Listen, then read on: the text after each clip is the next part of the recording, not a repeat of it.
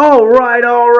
Hello, all you sports fans out there in podcast land, and welcome once again to another edition of Babbling Brooks, your new favorite podcast, where I, your host Brooks, try to bring you some of today's sports news with just a little twist of my point of view. Hope everyone is having a fantastic Friday so far, wherever you are in podcast land. Here in Atlanta, sun's out, guns out. Hopefully just the sun's out, Hopefully not too many guns out, you know what I mean, but always some. Either way, beautiful day here in Atlanta. Gonna get hot. Trying to tune down my air conditioning a little bit because my power bill went up like $100. I normally have a dirt cheap power bill. And then it went up a little bit last month, and I was like, wait, I don't think I really used the air a lot in June. I didn't really start full on using the air till July, and boy, did it catch up to me. Then I guess everything just gets more expensive in the summer. The dog days of summer, as they call them, and it's been dogging the Braves. They are 12-12 since the All-Star break, mid right now, but it's just a phase, y'all. It's just a phase. Let's not get too worried about it, but we do got to talk about it a little bit. The Braves losing yesterday in the go to New York game, last game of this 4-game set in Pittsburgh at PNC Park. After winning a couple games, after they lost the opener, the Braves unable to overcome another starter's struggles, unable to come back after blowing a 4-0 lead in 2 straight games. Soon as they did that, soon as the Pirates came back from another 4-0 lead, I'm like, damn it, we're doomed today. Just today. Not like for the season, but today, we're not going to win this game. I still watched it, still had hope, but there's just something about that. When you look in back-to-back days against the same team, you're risking it too much. You're going to blow a 4-0 lead twice in 2 days. You're not usually, you come back a couple times, you're able to win the first of those 2 games, but it's tough. It's tough to do that 2 days in a row and actually come out a winner both times.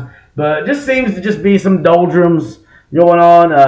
It'll be one of those things. Bryce Elder was hoping for a bounce-back performance, did not get it, takes the loss. He's 8-4 on the season. He's lost 3 of his last 4 decisions. Feels like he's kind of just back, just 2 off and 2 on. You look at his recent starts. He had 2 good ones.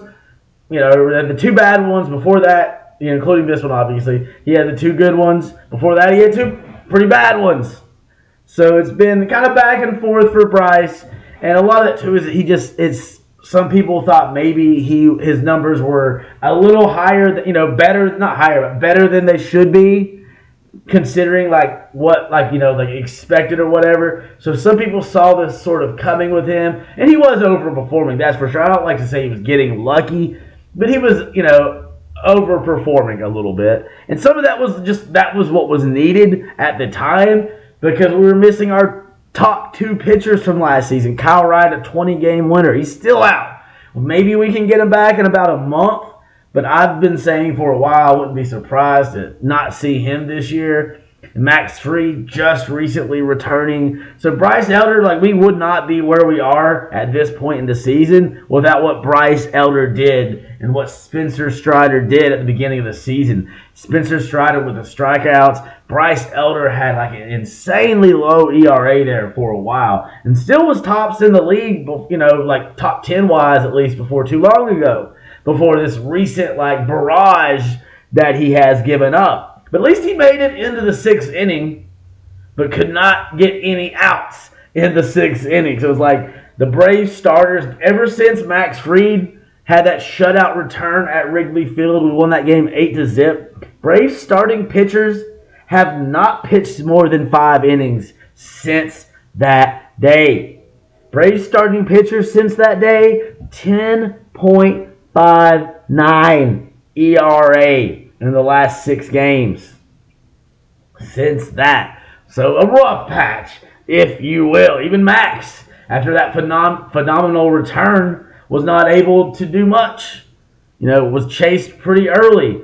And a lot of that could just be this Pittsburgh team right now is a hot-hitting young team. The record may not be the best. They may be missing, one of their future stars right now, O'Neal Cruz, a shortstop, who is working his way to potentially return this season. So that's kind of surprising. You think with them not really being in any sort of contention, you wouldn't want to do that. But hey, man, it's about the future. You also want to get your guys to work together. This young core that they have, and that's given the Braves a lot of trouble. And a lot of that could be the Braves pitchers have not faced these guys that much. When you have like 6 rookies, kind of sometimes pitchers are going to be a little unfamiliar, not sure what to expect going up against these teams. But hey, credit the Pirates, man. I always say you can't, I said it during basketball, I'll say it all through the baseball season. You can't sleep on nobody. The worst team in any of these leagues still has the best players in the world, because that's what Major League Baseball and the NBA and the NFL are. Not MLS just yet. We do have Messi, so we have the best player in the world. But overall, it's not like the best. But like when it comes to those big three, it's like no matter how bad, quotation marks. You can't see me, so I'll tell you I'm doing quotation marks. No matter how bad a team or players are, like I said, they are still among the best in the fucking world. So yeah, any team can beat you on any given day. But at least the Braves didn't lose the series. After starting out losing game 1, sometimes that is a fear you have. So a tie it's mid, as the kids say, but it's better than a series loss. And like you take some solace at Bryce Elder, it wasn't all bad after giving up 3 runs in the 3rd inning, almost completely disappearing the Braves 4-zip lead just like that. He was able to have a couple shutout innings before giving up some runs there in the 6th inning. Maybe, I remember thinking when they sent him out for the 6th, I'm like, oh, should they really have done that? The way he's pitched lately, the way our starters have been. But that's the thing, the way our starters have been means that the bullpen has been putting in extra work. So at least Bryce Elder able to eat some innings and try to get through 6. But he, gets chased, ends up 6 hits, 5 runs over the 5 innings pitched, because he was not able to get any outs in the 6th. Joe Jimenez coming on and couldn't stop Elder's runs from scoring. So, it's like the Braves lead, man, just going away quick. The 4-0 lead that we started out, Austin Riley in the 1st inning knocking Ozzie Albies in. 2nd inning, Orlando Arcia with his 2nd home run of this series, number 13 on the season. Just like that, looking pretty good. Braves are up 2-zip. And, adding a home run in, because the day before it was like we were doing it every other way but the home run. So kind of fun to see us get a home run on the board. 2-zip lead. Bryce Elder feeling pretty good. 3rd inning. Matt Olson creams the ball after not getting enough opportunities. Keep getting walked. They were scared to pitch up to him, and for obvious reasons, is what he can do. Hit the ball 427 feet away from home base. That ties him with Shohei Ohtani for the Major League Baseball lead in home runs. They both have 40 now. He has 101 RBI on the season, leading the Major League Baseball by like 10 over Adolis Garcia. Just what a season for Matt Olson. Just the combination of him and Acuna. Like, you're just not going to see that. It's like the 3rd or 4th time in history. They've had like one teammate with 40-plus homers and another teammate with 50-plus stolen bases. And Acuna's got 26 homers. So he's clubbing the ball. And just like we talk about it every day, the way like Matt Olson, like his strikeouts have gone down. Like it's such like a high rate. Considering like he was leading the league in strikeouts. Now he's like 10th. He's higher on the walks list than the strikeout list. And just bringing this power still. Would have been nice to have somebody on base. A little extra run, we would have needed that later. And also, it's the fastest ever in Braves history to 40 home runs by team games. Took Andrew Jones in 2005 when he set the Braves high mark all-time, 51 home runs. You think it'd be a Hank Aaron if you didn't really pay attention to baseball. But that was the great thing about Hank Aaron. He never really had like monster home run seasons. He just did it so consistently for so long that he just kept getting them and kept doing it at such a consistent rate. Like people thought it was gonna be Willie Mays that broke the record of Babe Ruth, but it was Hank Aaron. Not so flashy, but just Hank kept hammering. R.I.P. to the GOAT. Greatest of all time. Always going to be my home run king. Barry Bonds belongs in the Hall of Fame. Hank Aaron will always be my home run king. I say it a lot. Damn it, I wish I could have met him and had a conversation with him. What a great all-time Brave. All-time player. All-time man. All-time dude. All around. Like one of the most important, I would say one of the 5 most important athletes in American history. 5 of them. Him and Jackie, or 3 definitely. Him and Jackie and Muhammad Ali, if like of the top 3. I don't know, maybe throw in, what was it, Tommy Smith, and I can't remember the other guy's name from the Olympics, or maybe, Roberto Clemente did a lot of important stuff, and, a lot of firsts. And who are some other guys? I'm just trying to do this off the top of my head. Freestyle Friday, baby. But those are the ones I can think of right now. Of course, Bill Russell would have to be on that list somewhere. I feel like there's someone else I'm forgetting. But that's all for now. Just a little side note. But yeah, it only took Matt Olson 113 games. It took Andrew Jones 125 personal games, 126 team games. Either way, the quickest ever. 113 games. He ain't done yet. To have someone already, like pretty much the beginning of August with 40 home runs and over 100 RBIs. And then you got another guy that has 26 homers and like 53 stolen bases. What a year, man.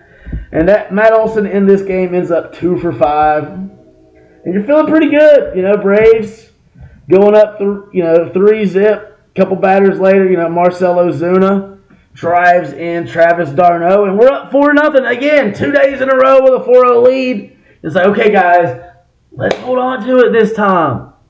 But Brian Hayes, he had other shit in mind. And dude, this kid killing us. And he's not really a kid because he's 26. So he's like a veteran, an elder statesman on this very young, exciting Pirates team. And this was 3 days in a row, 3 games in a row. He did not play in the opening game of this series, but in the 3 games that he played in this series, all 3 games, 3 RBIs for this kid. And he's the one that got the scoring started. The Braves just built up, top of the 3rd inning, Ozuna, that 2-run 3rd. Olson's homer, looking pretty good, 2 homers in 3 innings, but the Pirates are like, hey, y'all, this is our house. This may not be Three River Stadium, but PNC, you can get it done. Hayes starts the scoring there in the 3rd with a 2-run single. Just like that, Braves lead cut in half. And then it looked like the Braves had a double play on a deep a deep out. And at first they called him out. Look, double play. Good job, Braves. Get out of it. 4-2. It's not too bad. But that run ends up counting on review. I remember as soon as they challenged that, I'm like, damn it did not look like they tagged him quick enough. The throw from Pilar maybe a little bit behind Travis, so he had to stretch a little bit. So it's 4-3, just like that. But hey, at least we didn't give up the whole lead all at once. Like I mentioned before, a couple shutout innings from Bryce Elder. So hey, maybe he's recovered from that. But in the 6th inning, man, they did it to us again. Pagaro driving in a run on a single. God, I hate how ESPN does this. If the screen goes off, it like resets entirely with the box score and have to find it all again. So the ground out knocks another run in just like that. The Braves lead is gone. And the Pirates are on top 5-4. They weren't done. You remember talking about Brian Hayes? Comes up in the 7th inning with a triple. Knocking in Reynolds, and then he gets knocked in as Pagaro with another back-to-back innings with this guy with an RBI single. And that would give them all the runs they would need in this one. 7-4 lead.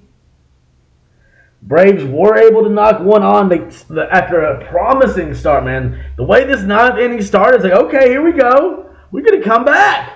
Michael Harris getting on base immediately. Ronald Acuna Jr. driving him home with an RBI single. We're within 2 runs. Very attainable. 0 outs. Acuna makes his way to third. I was kind of hoping those would count as steals, but I was like, wonder if they will. But no, they did not. He makes his way to third on fielder's indifference, which I had never seen that. Because I'm like, what's a steal? It doesn't matter if they pay attention or not, right? Stealing is stealing. Apparently I'm wrong. I'm like, man, that'd be cool to check. He needed some stolen base stats. But those, I guess if they don't try, it doesn't count, which I don't think seems fair. It should count as steals. It's not his fault they're not trying. So I guess it's just when it's like obvious that they're not trying, especially like in the ninth inning when 1 run doesn't really matter. If you can get the guys out at the plate. And that's what they did, man. Holderman coming in for their usual closer who the Braves had busted through on the night before, but he's been a really damn good closer for them. Can't remember his name. But he strikes out like you think, oh, you feel pretty good. You got 1 run across. You got your potential MVP sitting there at third base.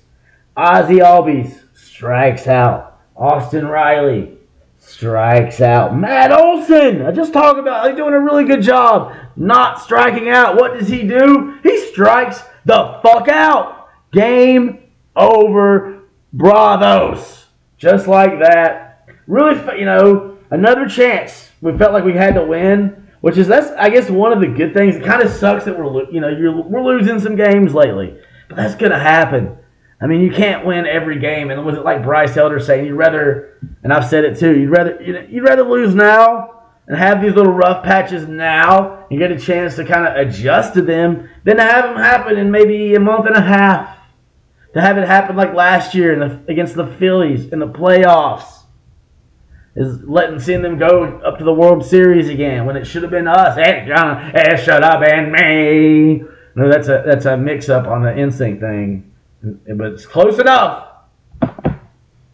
Incidentally, that's the only thing the soccer team was known for when I was in high school. Not for playing soccer. Nobody gave a damn about soccer yet out in the country.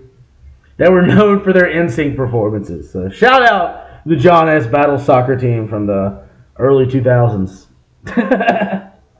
Sometimes I wish I'll make fun of soccer sometimes. I'm not really making fun of it, but I wish I would have played. Well, if it would have been a bigger sport when I was a kid, been way less depressing than never getting on base in baseball or never ever scoring in basketball. At least if I wouldn't score in soccer, neither did most of the people. Like shit, there might not be a goal in a game. Whereas basketball, there's lots of points, so you're not scoring in basketball. It's a little hurtful. I had plenty of fouls. Even tried to get in a fight with a guy about a foot taller than me in a handshake line once. A future 4-sport athlete. Not me, obviously. Him. Luckily, they separated us before dude could probably fuck me up pretty good. Even though it was only 7th grade, or 6th grade maybe. I can't remember. 6th for me, 7th or 8th. 5th or 6th for me, 6th or 7th for him. I can't remember. I think he was a year older than me. He looked like 5 years older than me because I looked like a little baby. But yeah, so disappointing for the Braves. But at least we split the series. We still got 72 wins on the season. Still, even despite their 2-game winning streak, up on the Phillies by 9.5 games. Ronald in this one goes 1 for 4. He's still hitting .340. Had the 1 RBI in the night there. Trying to get something done. It ain't his fault if nobody can knock him in from third. And that's just, to me, all the time you're going to have, give Holderman credit. That's 3 tough guys to strike out, especially when you got Ronald Acuna Jr. moving around behind you, next to you, whatever. So credit the kid, but damn it, man. Just felt like a missed opportunity. Anytime you get, Harris and Acuna both getting on base with 0 outs in the ninth, and you're only down by, 2 now, like you feel pretty good about your chances normally, but it was not to be. Maybe we're saving them wins for Flushing. Braves going to Flushing, Queens, New York for a 4-game series starting today. Going to be a big one. Even though the Mets are pretty much eliminated, man, it always feels good beating the Mets, no matter where they are in the standings. And the Braves, after a mid little section here, 12-12, not so hot. But hey, not a losing record, but still, it'd be nice to get some wins up there in the New York general area. Let's go through this real quick. I hate how it does this, man. The ESPN stuff's getting on my nerves. It used to be like you can keep it on, you put it on box score, pretty much stay there. But now anytime the screen goes like partially blank, it goes back to another screen. It's getting on my damn nerves. So Ronald 1 of 4 RBI, Ozzie Albies 1 of 5, 2 strikeouts, still hitting 263. Still looking good. I actually saw a cool interview with him on MLB. He included him, using like his native language, because I didn't realize that the first language of Curacao was like starts with a P, and I did not write it down. It was kind of interesting just because he knows they're like talking about not only is he a switch hitter, but he's a switch language guy. He gets to speak 4 different languages, so that's pretty cool. Love watching Ozzie, man. He's still my favorite Brave. Sorry, Ronald, but Ozzie's the one that got me back excited about the Braves. Austin Riley, pretty good game. Hit 3 for 5, knocking his average up 277. Matt Olson, already talked about him. Home run and RBI, 2 for 5. Travis d'Arnaud, looking pretty good, 2 for 4 in this one. Marcell Ozuna, 1 of 4, only 1 strikeout. And Orlando Arcia, 1 of 3 with a homer. Kevin Pillar got the start in left field for Eddie Rosario, and he's 0 of 4 in this one. And surprisingly, no pitch hits. Because normally whoever starts at left field, eventually they get pinch hit for it.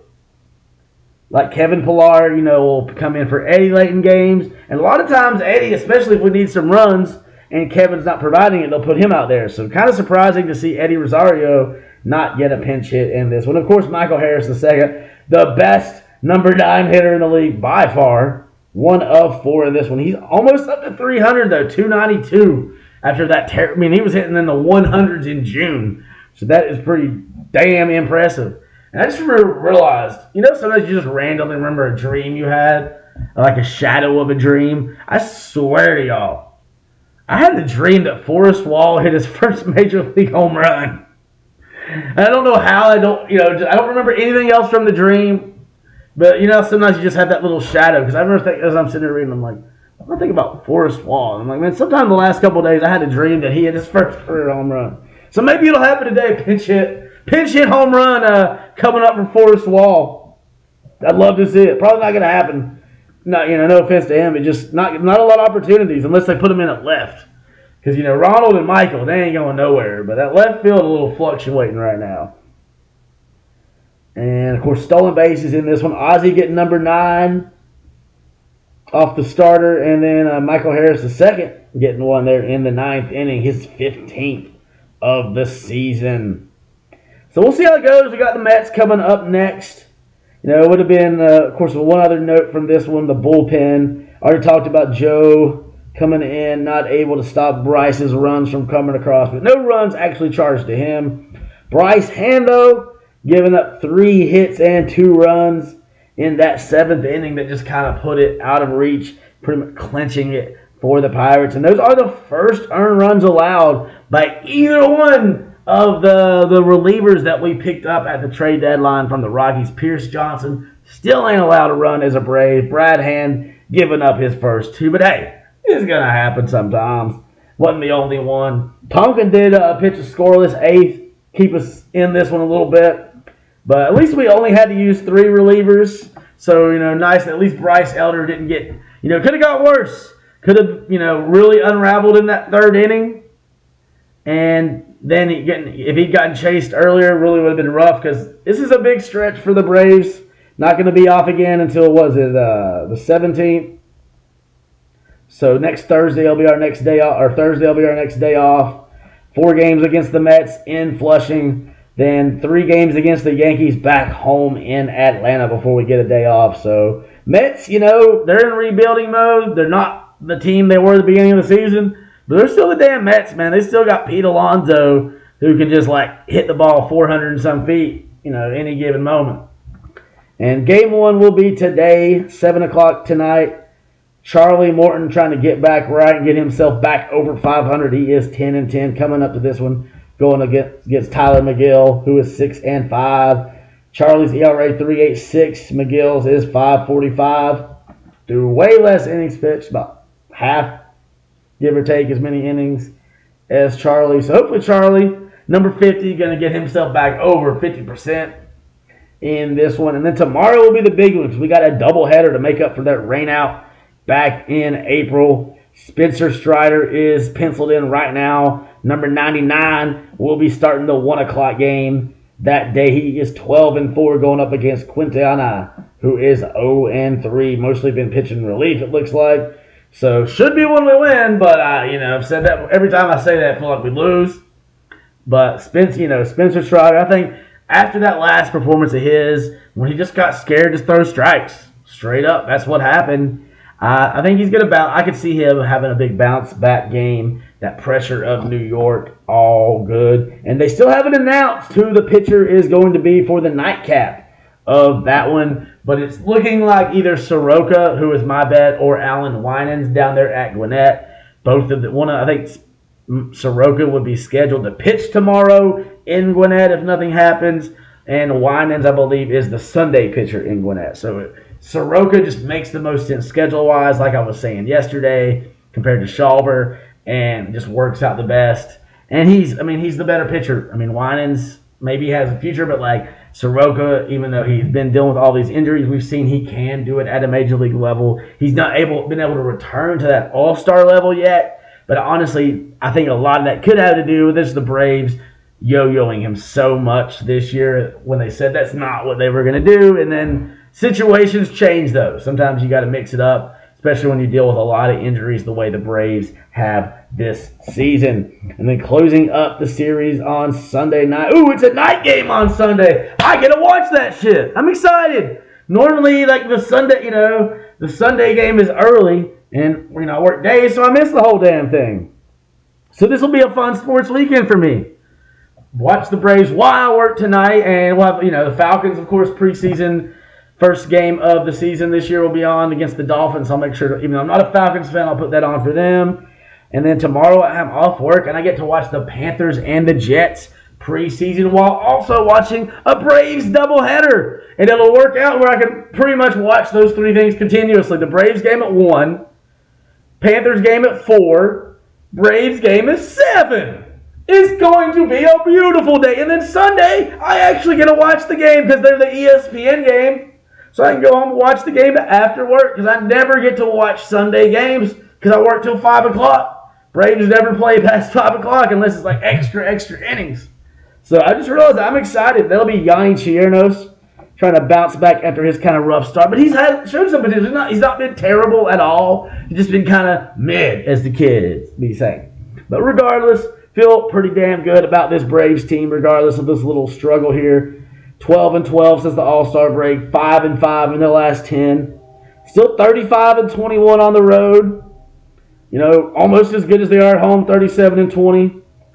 9.5 games up on them Phillies. Miami won a couple in a row finally, still lost 7 of the last 10, just like the Mets.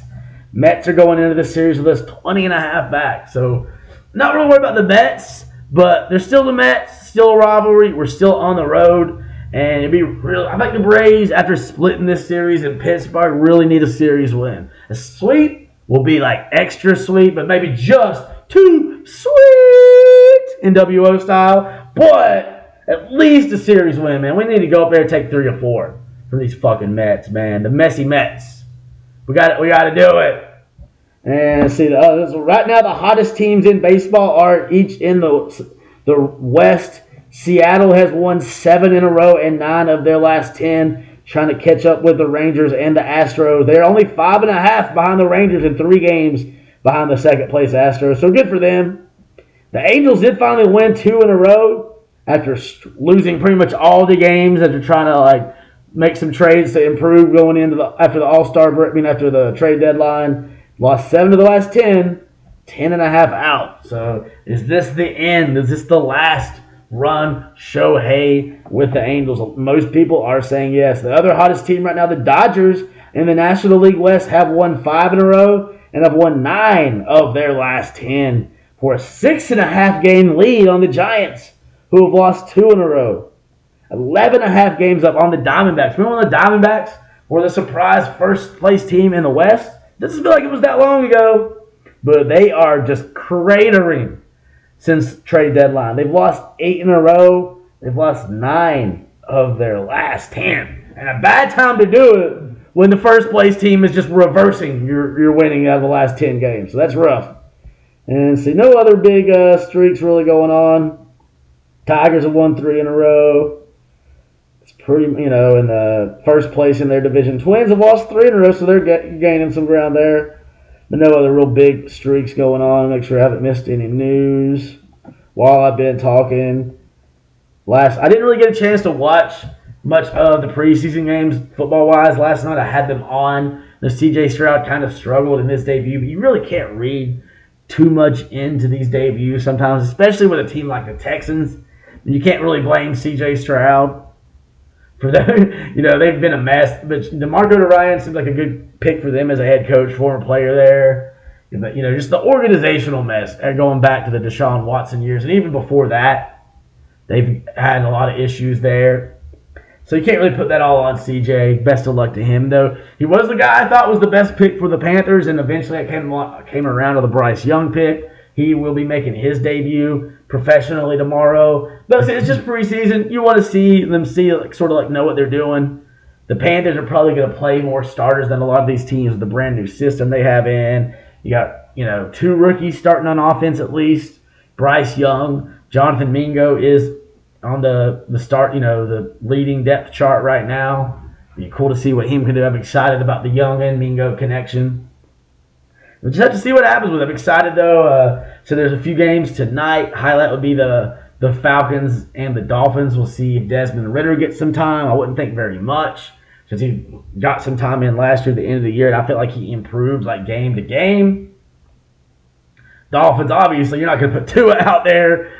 Give him a chance to get a concussion in the preseason. Hopefully they can figure that out, man, because the Dolphins, I think, could be a really, really fun team to watch if Tua's healthy. They can really, give the Jets and the Bills some trouble there in the East if Tua stays healthy.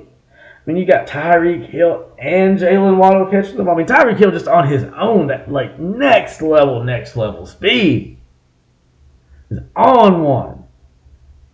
Still kind of quiet in the NBA, waiting on some trades. Apparently the Hawks still trying to go after Pascal Siakam. I don't like the trade unless, that I've seen, because given not just DeAndre Hunter, but also AJ Griffin and draft picks.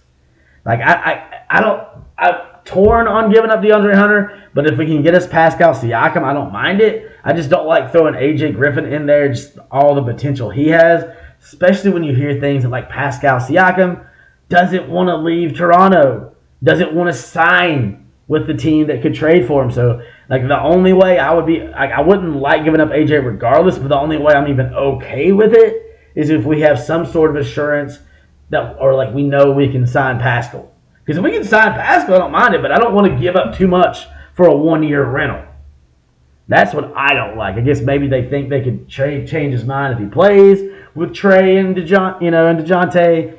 But I just, from what I've seen with AJ Griffin, in just his brief time, I don't think you want to give up on both him and DeAndre in the same trade. I don't like that. And the Dame Lillard thing, eventually looks like he'll go to Miami, but there's not really been any new development since the NBA was like, hey, y'all, stop telling teams you won't play for them. Don't say that shit publicly. You're making us look bad.